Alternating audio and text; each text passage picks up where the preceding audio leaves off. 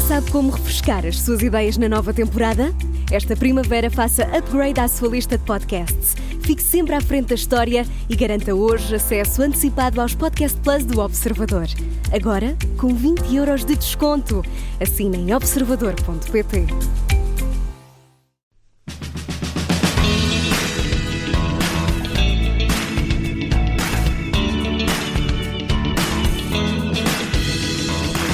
Será que Donald Trump é um agente russo? Ou pelo menos um Polesny Durak, um idiota útil para eles? Esta é uma das teses do novo romance de José Rodrigues dos Santos, o 26º, o Protocolo Caos. Regressa assim ao convidado extra, a cara mais conhecida há mais de 30 anos do telejornal do Canal Público, que termina sempre com o seu típico pescar de olho, gesto que, pasme-se, nasceu na rádio.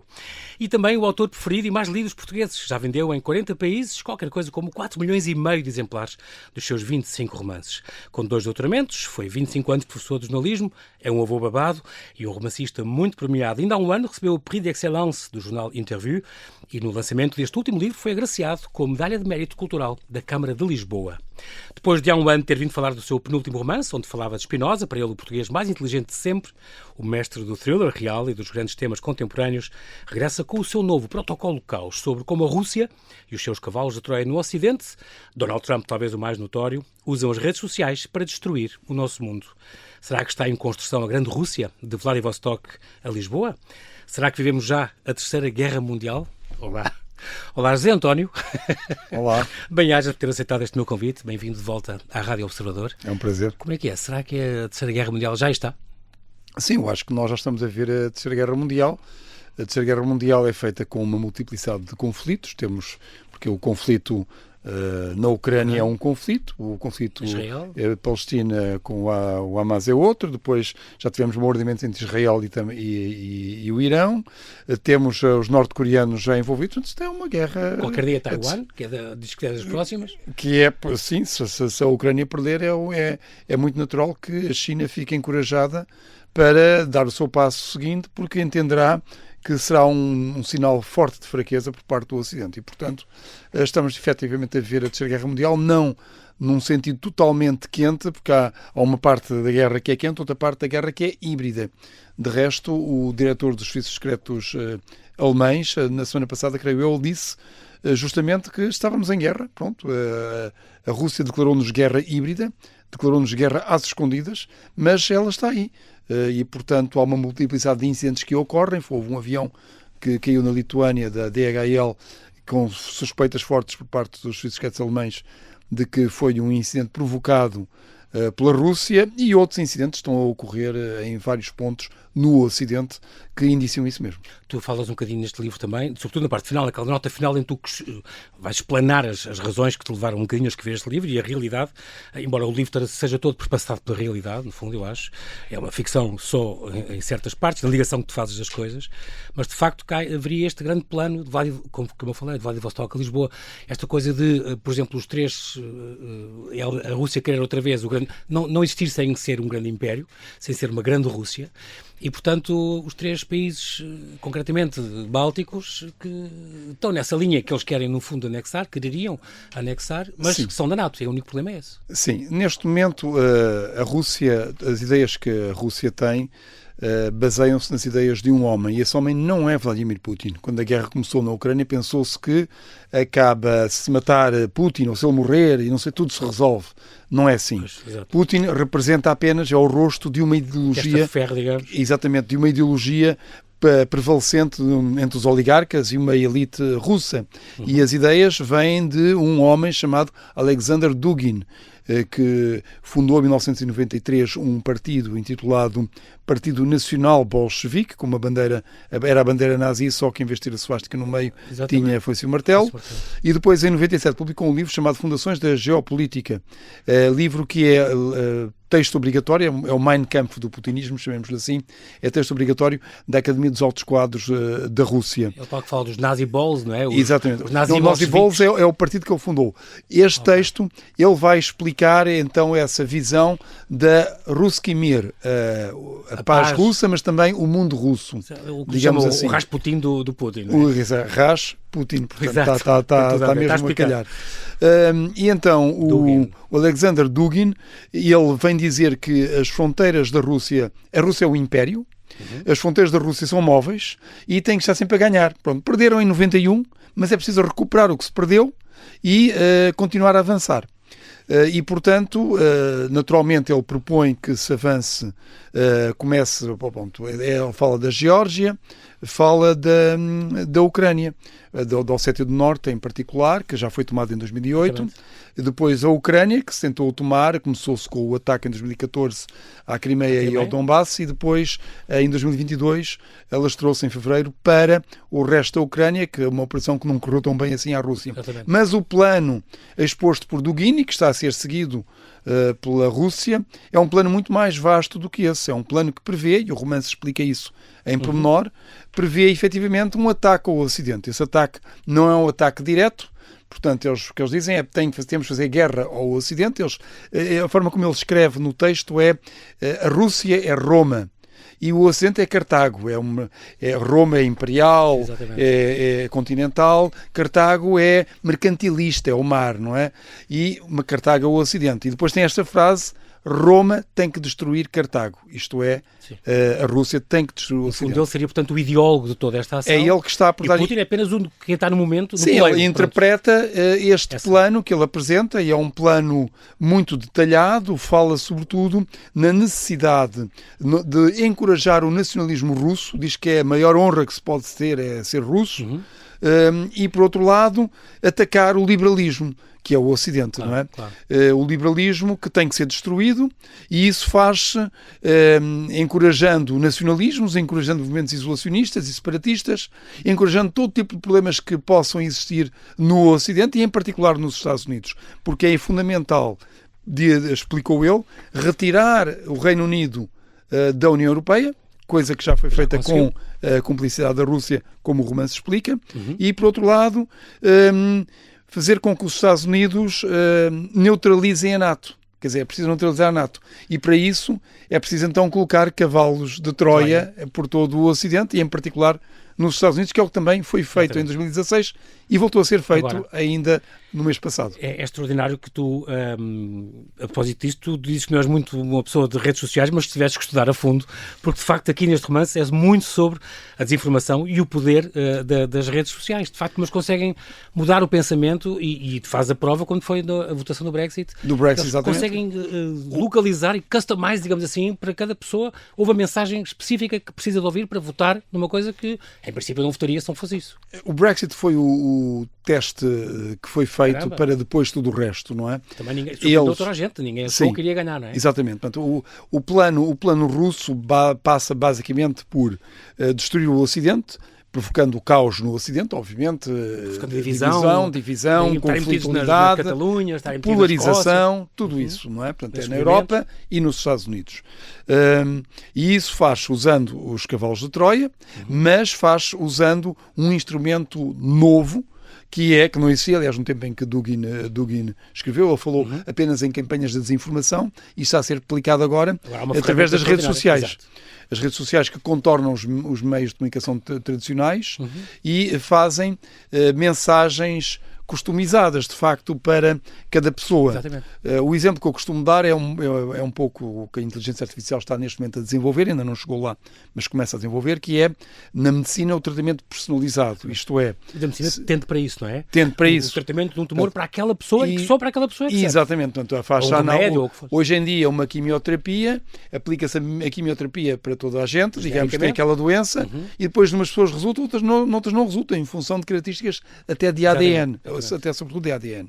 Ora bem, analisando o ADN de um tumor, analisando o ADN da pessoa que tem esse tumor, a inteligência artificial será capaz, e é para isso que aponta, desenvolver medicamentos específicos para esta pessoa e, portanto, serão com um grau de eficácia praticamente de 100%. Ora bem, eles utilizaram esta técnica para as campanhas de desinformação, através da Cambridge Analytica, uma empresa britânica que teve acesso a centenas de milhões de dados do Facebook. Comprou-os. Basicamente, comprou-os. E acho que comprando com umas pessoas com X likes, fica lá indicada, depois tu e todos os teus amigos que estão nos contactos do teu telemóvel ficam também clientes. Exatamente. E, portanto, por €1 euro que arranja cada pessoa, se arranja por 100 milhões, arranja 100 milhões de pessoas, e por 500 milhões ganha 500 milhões de pessoas. Os dados sobre obviamente. É o que hoje em dia e porquê é que isto vale ouro? Porque o que se acredita é que a inteligência artificial, com 3 likes que tu ponhas no Facebook, conhece melhor do que os teus colegas de trabalho. A partir de 10 ou 20 likes, conhece melhor que o teu cônjuge. E a partir de 100 likes, conhece melhor que a ti próprio. Agora acrescenta isto, todas as navegações que fazes, todas as compras que fazes na internet, tudo o que vês, os vídeos, as notícias, tudo. Exatamente. E a inteligência artificial conhece-te perfeitamente bem. Exatamente. E, portanto, o que é que eles fizeram? Eles sabem muito bem o que é que o João Paulo Sacadura, que mensagem é que eu tenho que lhe dar para que o João Paulo, e quantas vezes, para que o João Paulo Sacadura mude de opinião, por exemplo, política, não é? Num sentido de voto. E então o que é que eles fizeram durante o Brexit? Isso é contado no romance. Por exemplo, já que o João Paulo gosta muito de animais. Pronto. Então vai receber mensagens do John, que vive em Birmingham, e que na verdade é o Dimitri, que vive em São Petersburgo, mas aquilo é um perfil falso. E o John, este John entre aspas, diz-lhe: epá, já viste o que é que se está a passar com os ataques aos direitos animais? Olha estas leis da Europa, de Bruxelas, que protegem os matadouros, protegem os laboratórios que fazem experiências terríveis. Olha para estas experiências que eles fazem na Europa e não sei o quê. Queres continuar com isto? Queres continuar na Europeia? Para resolvermos este problema, só uma solução: sair da União Europeia. Pronto, Brexit. Mas já que o João Paulo gosta muito de caça. Então, o mesmo John envia-lhe mensagens a dizer-lhe: já viste estas leis que protegem os animais, este escândalo, não podemos caçar quando nos apetece, temos as limitações, tudo por causa destas regras europeias, olha esta diretiva de Bruxelas e não sei o quê. Só uma solução. Vota Brexit. Portanto, pessoas com... o que eles procuram fazer, o que o computador analisa, esse computador, esse algoritmo da Cambridge Analytica foi identificar o que é que faz com que o que é que motiva cada um de nós. O que é que nos faz mudar de opinião. O que é que nos escandaliza, quais são os nossos desejos, e depois é só tocar naquele botão, bater naquela tecla vezes suficientes, para que eu a certa altura diga: eu realmente tenho que sair da União Europeia, isto é um escândalo, realmente. Ora, esta situação, eu tenho que votar no Trump, a América está perdida, ou tenho que votar no separatismo catalão, ou o que é que seja, não é? O que quer que seja. Lançaram nos Estados Unidos estas campanhas, porque os mexicanos estão a invadir o nosso país. Tudo. Mas nos dois sentidos. Está metida numa pedófila, uma rede pedófila. Mas atenção, eles umas coisas inventaram, o romance explica, mas outras coisas são verdadeiras. Eles usam coisas verdadeiras e depois acicatam. E há problemas sérios. Por exemplo, há um capítulo do romance que fala sobre o problema do wokeismo, que está a irritar muita gente, não é? E o wokeismo, obviamente que o Trump apareceu contra o wokeismo. E, por exemplo, uma das coisas que o wokeismo diz é que uma pessoa só por ser branca é racista. Ora, isto é um conceito que ele é próprio racista, porque discrimina uma raça como tendo um preconceito, não é? Este conceito é racista. E ora bem, e eles depois exploram isto também, não é? Que são problemas, efetivamente, que existem. Estes tipo de problemas não são inventados. E, portanto, isto polariza a sociedade. Estas redes, como tu disse também no teu livro, 43%, quase metade dos americanos acedem regularmente às notícias pelo Facebook. Exato. Não confiam nos mídias, não sei o quê. Vão pelo Facebook. E, portanto, pelo Facebook pode ser qualquer... Eles, como eles dizem, não somos responsáveis pelos conteúdos. Pois, eu, por exemplo, já me aconteceu no telemóvel irem para notícias que eu acreditei e depois fui a ver, afinal eram falsas, não é? Portanto, há um ponto qualquer onde nós é enganado de início, não é? Mas depois começa a perceber como é que aquilo é e passamos a ser cuidadosos. Ora bem, as redes sociais são isso, quer dizer, são atores maliciosos que nos manipulam. Partidos políticos, clubes de futebol, e pronto, obviamente depois temos estes jogos geoestratégicos que são muito mais graves, sim, não é? E que põem notícias lá que não são verdadeiras, mas que se destinam a obter determinados objetivos. E uma vez que essas notícias não são verdadeiras, nem há ninguém que certifique que elas são verdadeiras, ninguém vai verificar, de repente as pessoas começam a tomar decisões com base em informação errada. E isso é a pior... Tomas decisões erradas, não é? Claro. Óbvio. Se houver aqui um leão, que entra aqui no estúdio, e essa informação não me chegar, eu continuarei normal. E o que é que vai acontecer? O leão vai-me comer para o jantar, não é? É inevitável. Portanto, eu tenho que ter informação correta para reagir bem e para me salvar, para tomar decisões corretas. Claro. E, portanto, quando as pessoas são injetadas, inundadas com informação falsa, naturalmente, e ficam com a ideia que a sociedade está toda a destruir-se, é o caos geral, está tudo em chamas, tudo a partir-se, a América vai cair, a Europa está no fim, não sei o que, tal. As pessoas tomam as decisões erradas e depois... E não são, como tu descreves aqui também, não são os utilizadores que mandam nas redes sociais, mas os algoritmos. E esses algoritmos tendem a promover notícias falsas ou que incitam à violência, porque eles são controlados pela inteligência artificial que não é salvar a humanidade o objetivo da inteligência artificial. É fazer dinheiro. É fazer dinheiro, é agarrar as pessoas às redes para vender mais. Pronto. Claro. E, portanto... Mas ninguém podia controlar isto num Facebook. Isto pode-se controlar. Eles dizem que controlam 1% ou 2%. Ou não. Isto é possível controlar. Como assim? Não é vontade política de o fazer. Okay. Suspeito porque as plataformas das redes sociais devem financiar campanhas eleitorais, não é? E outras coisas. Portanto, porque o essencial aqui é que quem tem poder, e obviamente que as redes sociais têm muito poder, não é? Porque condicionam a percepção das pessoas. Quem tem poder tem que ter responsabilidade. Okay. Ora bem, se eu der uma notícia no telejornal que é falsa, eu posso ser processado e condenado em tribunal. Como tu podes, aqui na Rádio Observador fez a mesma coisa.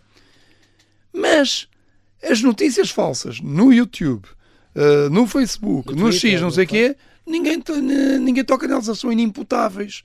Ora bem, se elas são inimputáveis, fazem o que lhes apetece.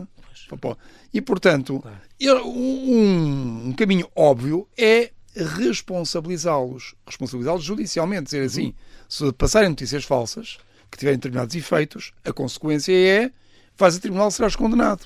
Por incitamento à violência, por isto, por aquilo, e não sei o que, deixaste usar a tua rede, que pode ser o Rádio Observador, pode ser a RTP, mas pode ser... Porque são plataformas, todos. Não é? A Rádio Observador é uma plataforma. Não tenho, mas pode ser um site do Facebook, faz de conta. Exatamente. Não, é uma plataforma. A RTP é uma plataforma, que depois tem conteúdos, não é? Claro. E, portanto, a mesma coisa se passa com as redes sociais.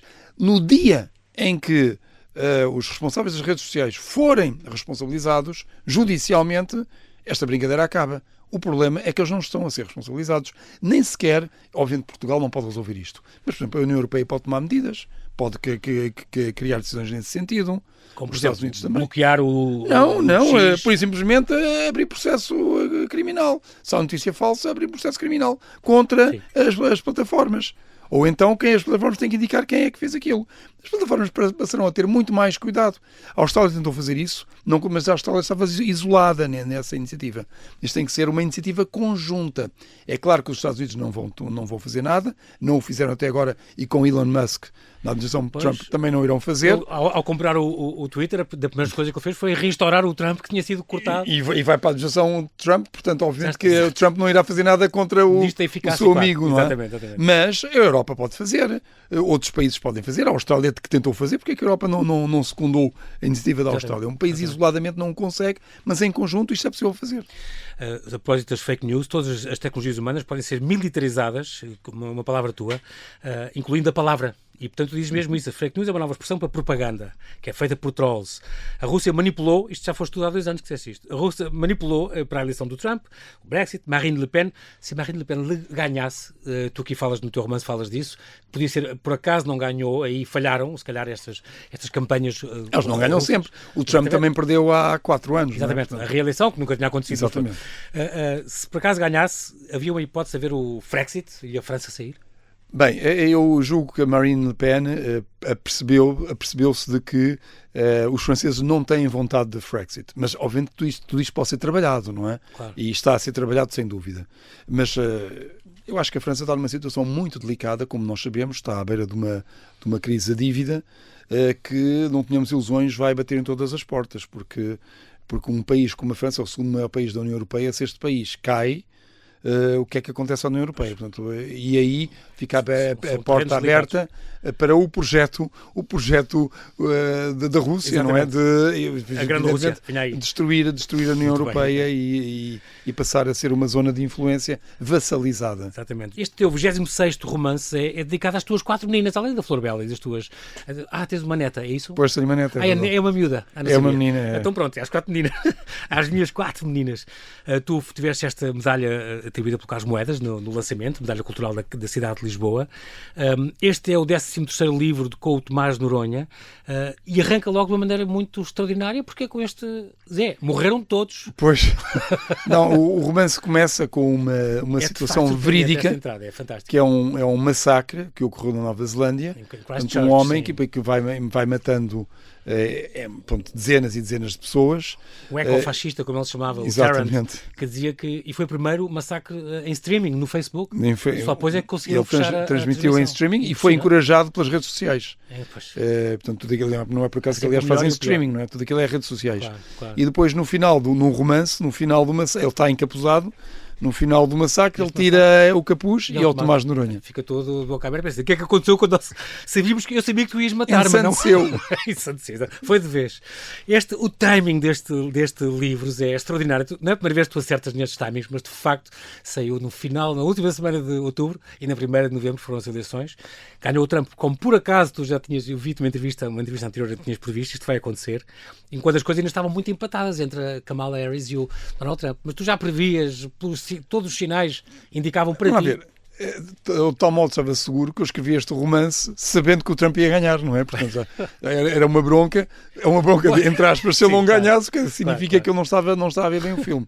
Na realidade, a campanha, há uma campanha que é pública, que nós vemos, depois há uma campanha na sombra, que é através das redes sociais, porque se as mensagens são personalizadas, nós não sabemos o que é que cada pessoa está a receber. Mas alguma coisa está a passar ali. E há muitas informações a acontecer.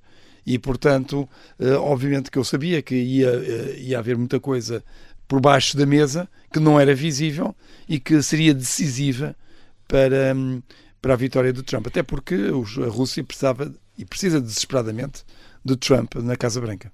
Ele tem esta ligação, de facto, que tu aqui vais explanando ao longo do romance, a ligação. Ele sempre elogiou o Putin, teve aquelas atitudes estranhas no G20, foi para junto do Putin e não deixou vir nenhum tradutor, fez aquela sessão fotográfica. Que é absolutamente inédito, portanto, ele não queria que americanos ouvissem a conversa, é estranho. Teve aquela sessão com o fotógrafo da TASS russos a entrevistá-lo com o embaixador dentro na sala oval, não deixou também ninguém do Ocidente, digamos, além dele, estar naquela sala.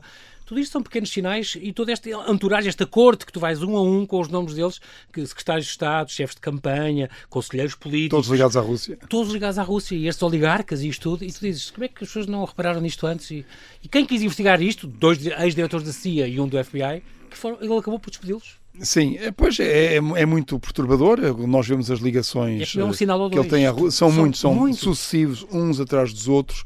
Mesmo os filhos do Trump já disseram que a maior parte do dinheiro dele veio, na verdade, da Rússia. E, portanto... Mas houve uma altura em que ele se meteu em negócios ruinosos. Ele estava em Atlantic City, estava falido, e é dinheiro que vem da Rússia que o vem salvar. Mas porquê é que os russos decidiram salvar o Trump? De repente viraram generosos? Porquê é que não vêm salvar o João Paulo Sacudura, ou vêm salvar a mim, a dar dinheiro também? Exato. Mas, obviamente que há ali uma troca, não é? Claro. Há ali um compromisso. Não há almoços grátis. Exatamente. Portanto, nós percebemos o que é que está a passar. A convicção dos serviços de informação ocidentais é de que Donald Trump é um agente russo. Essa convicção existe.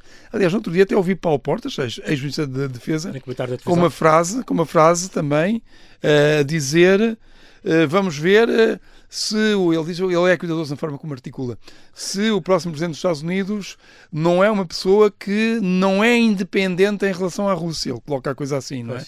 Mas, pronto, obviamente que a situação... É um eufemismo para dizer o que todos estamos a pensar, não é? 3 tipos de agentes, como tu dizes, os involuntários, os voluntários. Falas nestes, por isso que eu falei nisto, no Polesny Durak, estes idiotas úteis, mas os próprios russos falam nisto. São aquelas pessoas que, se calhar sem querer, estão-nos a ajudar muito, porque não... E achas mesmo que isto é uma coisa completamente sem saber? No caso dele que tem... Bom, do ponto de vista jurídico, tenho que dizer, sim, só pode ser isso. Pois, mas o que é que eu estou a pensar, já não sei se é isso, não é? Mas pronto, as pessoas adivinharão. Donald Trump é um agente involuntário da Rússia recrutado por Putin, dizia este Michael Morrell, este ex-diretor da CIA, e que é um idiota útil manipulado por Moscovo, dizia o Michael Hayden, ex-diretor da NSA e da CIA também. São de facto estes agentes involuntários às vezes, não sei se são ou não, que estão a marcar muito este livro. Atenção, o atual diretor da CIA disse disse, por outras palavras, também a mesma coisa. O atual diretor da CIA. Exatamente. A NATO, de facto, é os Estados Unidos, e isto tens razão, porque nós entregámos a defesa da Europa aos Estados Unidos. E, de facto, um amigo meu, que é embaixador, estava na reunião da NATO em Bruxelas, por exemplo, quando entrou o Trump, escandalizado com quanto é que custou, perguntava quanto é que custou este edifício, porque a sede é nova, não é, como sabes, e de facto, obrigou toda a gente, os 2%, não faço questão, e de facto aí tem alguma razão. Nós estávamos muito dependentes e muito relaxados nisso. Sim, claro, porque todo o modelo da segurança da Europa foi no sentido de entregar a nossa defesa aos Estados Unidos. Portanto, nós, em vez de gastarmos o dinheiro em armas, os americanos fazem isso e nós gastamos outras coisas, não é? E agora estamos a pagar o preço. E agora estamos a pagar o preço, não é? Agora o problema daquela grande frase dos romanos, que é si vis pacem para bellum, se queres a paz, prepara-te para a guerra, não para a fazer, mas para dissuadir quem te quer atacar de te atacar. Porque, claramente, com os Estados Unidos fora do retrato, não é? E com Trump a probabilidade disso acontecer é muito elevada. A NATO acabava. Quer dizer, pode não acabar formalmente, mas se ele invalidar, se ele ser assim, até porque é difícil, a administração Biden, com o Congresso, aprovou uma lei no ano passado, que diz que o Presidente dos Estados Unidos não pode unilateralmente fazer sair os Estados Unidos da NATO. Portanto, tem que ser com o acordo do Congresso. Uma coisa colegial. Mas exatamente. Está quase todo do lado dele também. Não, mas não há muitos republicanos que não vão nesta conversa.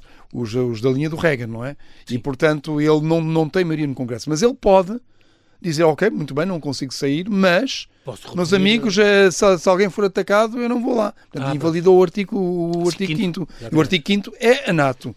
E ao dizer isso... Acho que ele até já tinha dito uma vez que este artigo 5º se calhar devia acabar. Sim, já ele tem essa intenção e o Bolton falou nisso, o antigo conselheiro dele diz que ele tem essa intenção de anular o artigo 5º. Portanto, anulando o artigo 5º, há uma mensagem que é dada à Rússia a dizer, podes atacar quem quiseres, porque não vai haver proteção.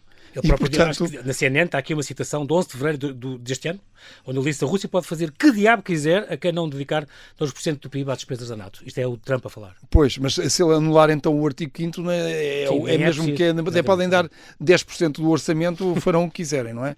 E a Rússia tem de facto a intenção de recuperar o império que perdeu.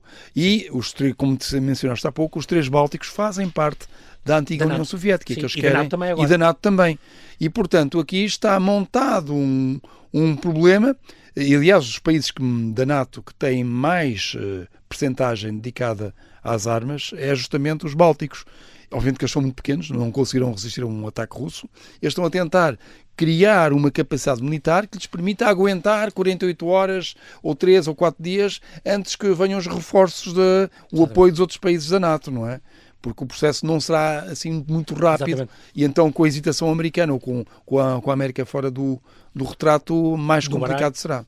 Mas também, como a Ucrânia também se revelou isso, é uma coisa que tudo indica que o Putin achava que em X semanas aquilo ficava resolvido, não é? Sim, mas atenção, a Ucrânia estava mais bem preparada do que nós estamos. O exército português, no dia já haver uma notícia, 3 mil soldados. Não, são menos de 4 mil praças que tem o exército.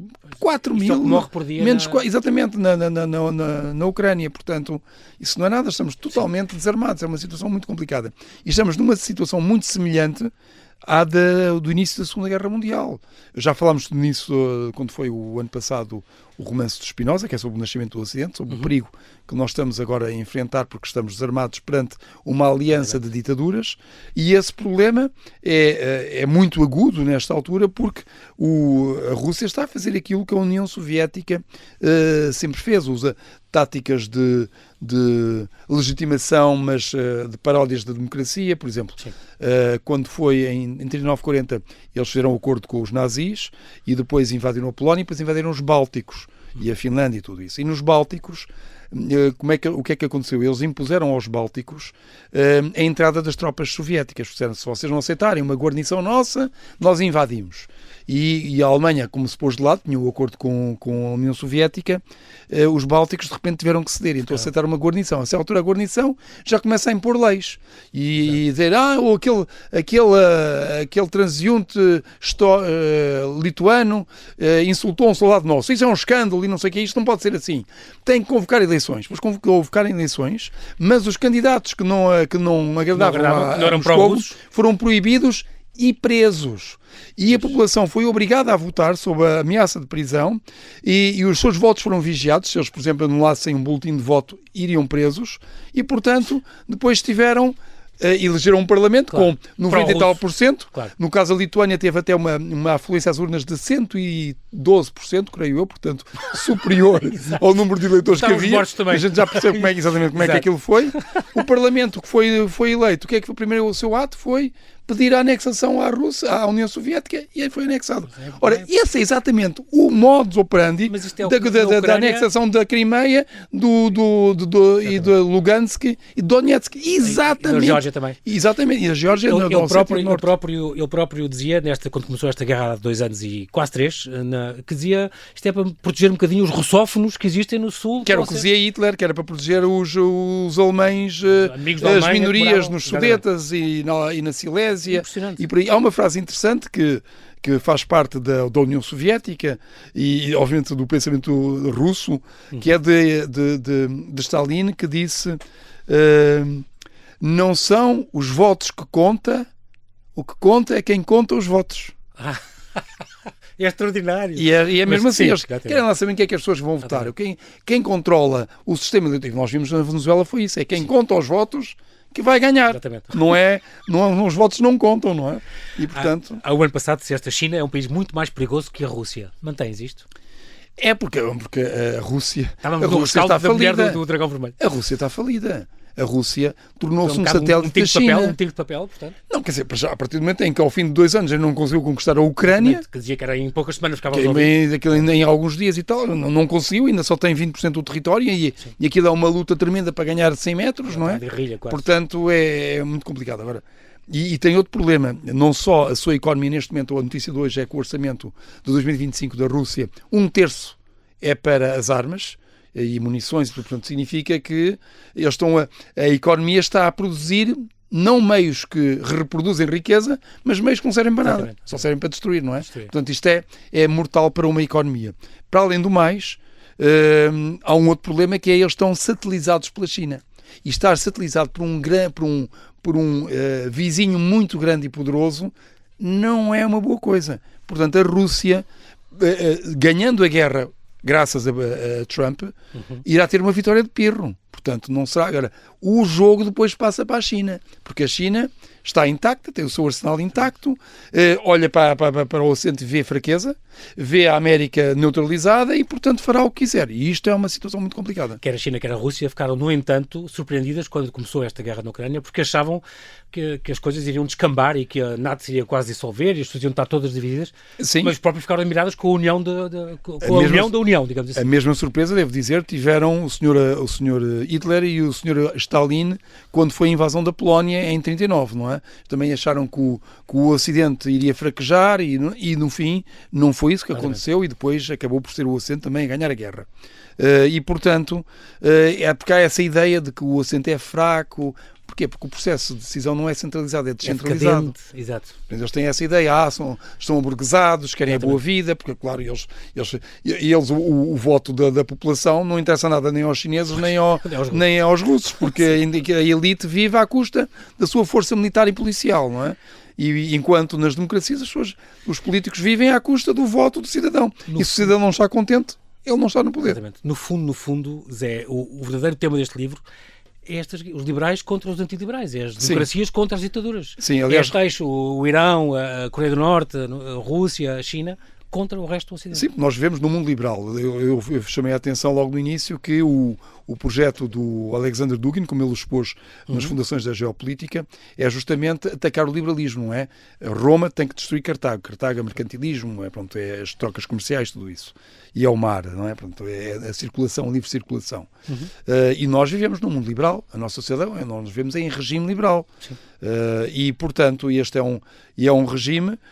Nós falámos disso ano passado, quando foi do Bom Romance do Spinoza, porque o Spinoza está no nascimento do liberalismo, quando tem aquela frase que é: o verdadeiro objetivo da governação é a liberdade. Ora, esta frase é muito importante porque a liberdade, que é um conceito que nós damos como adquirido, uma palavra oca, é um slogan, uma coisa que entra por um ouvido e sai pelo outro, na verdade é uma palavra tremendamente importante. Porque no tempo do Spinoza, por exemplo, não se podia fazer a investigação da natureza por causa dos dogmas da Igreja, que impediam a análise, a famosa frase do Galileu, não é? Que foi proibido dizer que a Terra andava à volta do Sol, e depois diz é por ser móvel, não é? Ora bem, com o Spinoza, e ele, ao fazer a desmontagem da Bíblia e ao fazer a apologia da liberdade, da necessidade de se investigar a natureza, o que aconteceu foi que no Ocidente, porque isto acontece tudo no Ocidente, e no berço do liberalismo, que é os Países Baixos, e Amsterdão em particular, onde os portugueses e os neerlandeses criam a Bolsa de Amsterdão,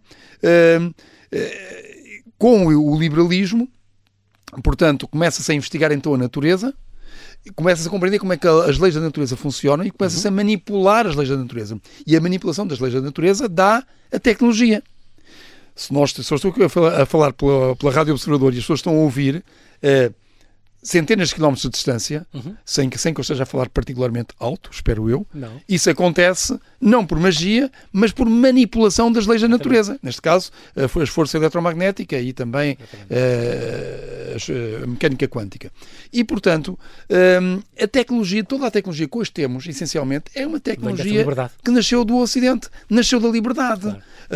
A tecnologia, até a vacina contra a Covid, os chineses inventaram uma vacina que afinal foi copiada da vacina de Oxford, não é? Sim. E, portanto, tudo isso, as grandes inovações, a esmagadora maioria, não todas, mas a esmagadora maioria, são inovações que vêm do Ocidente e vêm justamente da liberdade. Portanto, a liberdade é que nos dá a força. E há aqueles que pensam que nós podemos ter liberdade científica e liberdade política, mas não precisamos de liberdade económica. Mas elas são todas ligadas.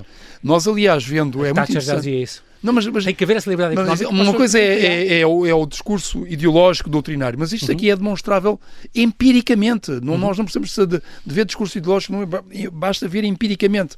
Se as pessoas pegarem no computador e googlarem o índex de 2024 de liberdade económica, portanto, põe-se Index 2024 Economic Freedom, não é? Vai desaparecer. Normalmente o primeiro será o índice da Heritage Foundation. E nós vamos ver que vamos ver uma série de países que são os que têm mais liberdade económica, portanto são aqueles que são mais capitalistas. Depois fizemos a mesma coisa para a liberdade política, aparece-nos o índice da Freedom House. E vamos descobrir que os 10 países que estão no top da Freedom House estão no top 10, estão no top 12 da liberdade económica, incluindo os 4 escandinavos. Nós dizemos, os escandinavos.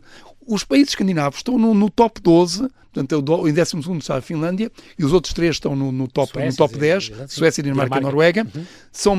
Têm mais liberdade económica que os Estados Unidos, são mais capitalistas do que os Estados Unidos. Os Estados Unidos estão em 25º lugar, porque os Estados Unidos, ao contrário do que pensamos, é um país que tem muitos aspectos conservadores, como aliás se viu agora com Trump. E, portanto, estes são países mais capitalistas e têm estados sociais mais fortes. Portanto, quando se diz que o regime liberal não permite os estados... Não, pelo contrário. Os países com o estado social mais forte são aqueles que têm mais liberdade económica, esses são mais capitalistas. E depois vamos cruzar com o índice da Transparência Internacional sobre Percepção de Corrupção e encontramos que esses 10 países estão no top no top 10 da liberdade política e que estão no top 12 da liberdade económica, estão também no top 10 da menor percepção de corrupção. Portanto, tudo isto está ligado. A liberdade é um conceito global. Sim. É a liberdade para falar, para pensar, para exercer atividade política, para exercer atividade económica, para investigar a natureza, tudo. Portanto, a liberdade é essa a nossa força. E o que é muito estranho também, e é incrível, nós estamos a terminar, José, é que estes países usam exatamente o que a gente adquiriu, essa liberdade, o poder dizer o que querem, quando querem, a liberdade de expressão, para exatamente nos atacar e conseguir... Sim, usam no nosso terreno, mas não no terreno deles, e não permitem nada disso, não é? Última pergunta, como é que nós conseguimos... o que é que nós podemos fazer para lutar contra isto? Eu acho que... A literacia digital... Sim, a literacia digital é muito importante. A literacia digital é cada um de nós perceber o que é que está a ver quando vê uma rede social, não é? Quando vê notícias na rede social. Sim. Saber desconfiar do que vê e do que aparece no telemóvel, muitas vezes. Mas a coisa mais importante para mim, continuo a dizê-lo, é a responsabilização das plataformas. Porque no dia em que as plataformas forem responsabilizadas, começarem a responder em tribunal e a pagar multas e algumas pessoas irem para a prisão... Arrepiam o caminho. a conversa muda automaticamente. Importante. Muito bem, nós não temos tempo para mais, mas quero agradecer-te muito, José Rodrigues dos Santos, mais uma vez. Muito obrigado pela tua disponibilidade em falares aqui à Rádio Observador, de seres aqui este convidado extra. Deixo o convite a que si que nos ouve, se ainda não tem o Protocolo Caos, não perca, é o novo romance do José Rodrigues dos Santos, uma edição Planeta. Nós, José, marcamos já de encontro aqui um ano para um novo romance, uma nova surpresa, uma nova inquietação. Vamos a isso. Muito obrigado por teres vindo. Obrigado, eu.